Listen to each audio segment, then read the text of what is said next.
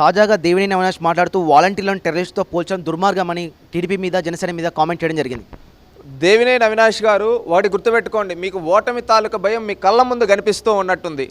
ఎందుకంటే వాలంటీర్ వ్యవస్థ గురించి ఎవరు ఎక్కడ తక్కువ అంచనా వేసి మాట్లాడలేదు, అదేవిధంగా తక్కువ చేసి వీళ్ళని తీయేస్తామని ఎక్కడా చెప్పలేదు. చంద్రబాబు నాయుడు గారు కావచ్చు, లోకేష్ గారు కావచ్చు, పవన్ కళ్యాణ్ గారు కావచ్చు, ఎక్కడా ఈ వ్యవస్థని మేము తీసేస్తామని ఏ మీటింగ్లోనూ చెప్పలేదు. ఈరోజు మీకు భయం పుట్టుకొని ఫేక్ ప్రోపగండా చేస్తూ ఉన్నారు. ఒకటి, దేవినేని అవినాష్ గారు మీరేదో వాలంటీర్కి ఉద్యోగాలు ఇచ్చేసాను, చేస్తున్నాను, మంచి చేస్తూ అంటున్నారు కదా, వాళ్ళ జీతం ఎంతయ్యా? 5,000 రూపాయలు. నువ్వు ఇచ్చేది ఎంత? 5,000 రూపాయలతో వాళ్ళు ఏ విధంగా బతుకుతారు? మీ ప్రభుత్వంలో పెంచిన రేట్లకు కావచ్చు, ఈ విధంగా వాళ్ళకి 5,000 ఎక్కడికి సరిపోతుంది? డిగ్రీలు చేసిన వాళ్ళని, పీజీలు చేసిన వాళ్ళని ఎంతలో కూర్చోబెడుతున్నావు నువ్వు? 5,000 రూపాయల్లో. ఇదేనా మీ ప్రభుత్వం చేసేది? వాలంటీర్ వ్యవస్థని సక్రమ మార్గంలో ఉపయోగించుకోకుండా అక్రమంగా ఉపయోగించుకుంటూ ఉంది మీరు కాదా? ఈ విధంగా ఆ వ్యవస్థ మొత్తాన్ని బ్రష్లు పట్టించింది మీరు కాదా?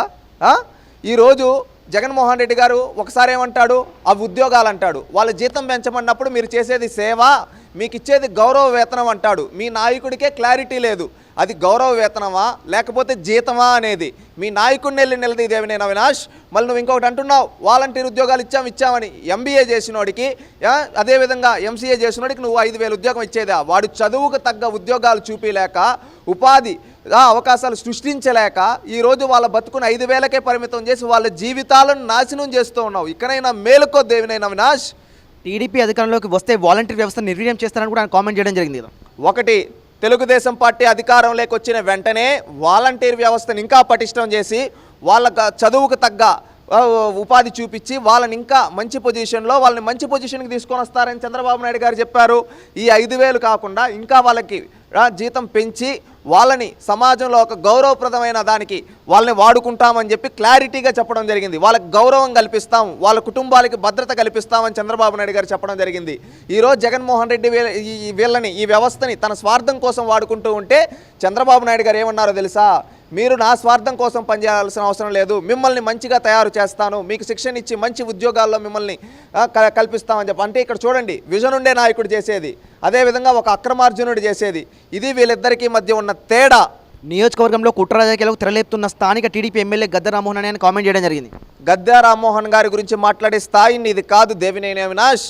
నువ్వేంటంటే 5 ఏళ్ళకు ఒక పార్టీలో మారే నువ్వు కూడా గద్దె రామ్మోహన్ గారి గురించి మాట్లాడితే జనాలు నవ్వుతారు. ఒకటి, నీ స్థాయి గుర్తుపెట్టుకో.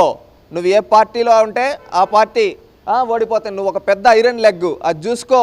ఈసారి వైఎస్ఆర్సీపీ భూస్థాపితం అయిపోతుంది నీ పాదంతో, చూసుకో. ఇకనైనా బుద్ధి తెచ్చుకోవయ్యా. రాష్ట్రంలో ప్రతి కుటుంబం సంతోషంగా ఉండాలనేది జగన్ కోరికని ఆయన కామెంట్ చేయడం జరిగింది. రాష్ట్రంలో నిజంగా జగన్మోహన్ రెడ్డి గారికి ప్రతి కుటుంబం ఆనందంగా ఉండాలంటే జగన్మోహన్ రెడ్డి గారిని రాజీనామా చేసేయమను. జగన్మోహన్ రెడ్డి గారు రాజీనామా చేస్తే ఆటోమేటిక్గా జగన్మోహన్ రెడ్డి గారు తన పదవి నుంచి తప్పుకుంటే ఆటోమేటిక్గా రాష్ట్రం బాగుంటుంది, ప్రజలు బాగుంటారు. మీకు నిజంగా చిత్తశుద్ధి ఉంటే మీ నాయకుడిని రాజీనామా చేసేయమని చెప్పు. ఎన్టీఆర్ హయాంలో మద్య నిషేధం చేస్తే మరల ప్రజలను మద్యం మత్తులోకి ముంచిన వ్యక్తి చంద్రబాబు కాదని కూడా ఆయన కామెంట్ చేయడం జరిగింది. ఒకటి, మద్యం గురించి మాట్లాడుతుంటే ఎన్టీ రామారావు గారి టర్మ్ వరకు ఎందుకయ్యా? ఈరోజు మీ నాయకుడు చెప్పాడు కదా మద్య నిషేధం చేస్తా అని చెప్పి, ఆ మద్య నిషేధం గురించి మాట్లాడు. ఈరోజు మద్య నిషేధం అని ఆ రోజు ఏమని చెప్పాడు? 2024 ఎన్నికల్లో మద్యపాన నిషేధం చేసిన తర్వాతే నేను 2024 ఎన్నికల్లో ఓట్లు అడుగుతాను. 2019 ఎన్నికల ప్రచారంలో మీ నాయకుడు జగన్మోహన్ రెడ్డి గారు చెప్పారు. ఈరోజు 2024 ఎన్నికలు వస్తూ ఉన్నాయి, మద్యపాన నిషేధం చేయలేదు కదా. మీకు నిజంగా చిత్తశుద్ధి ఉంటే మీ పార్టీ ఎందుకు అభ్యర్థులను ప్రకటించింది? ఈరోజు పోటీ చేయకూడదు కదా. నిజంగా మీరు మాట తప్పను మడమ తిప్పనంటే ఈరోజు మాట తప్పారు, మడమ తిప్పారు. ఇకనైనా మారండి అయ్యా దేవినేని అవినాష్. చంద్రబాబు హయాంలోనే రాష్ట్రంలో గంజాయి విచ్చలవిడితనంగా ఆజ్యం పడిందని చెప్తున్నారు కదా. గంజాయికి ఆజ్యం పోసింది జగన్మోహన్ రెడ్డి.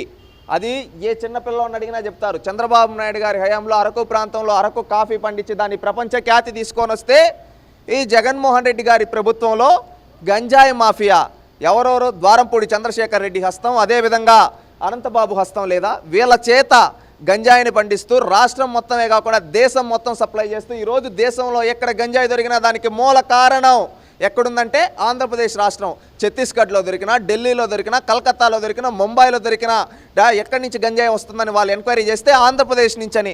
ఆ విధంగా మీరు గంజాయిని పెంచి ప్రోత్సహించారు. ఇకనైనా మారండి అయ్యా. ఎందుకు ఫేక్ బతుకులు ఎందుకు? మారండి. ఎప్పుడు ప్రత్యర్థులపైన బురద చల్లడం కాదు. మీరు ఈ 5 ఏళ్లలో ప్రజలకి ఏమన్నా చేస్తుంటే చెప్తే ప్రజలు హర్షిస్తారు.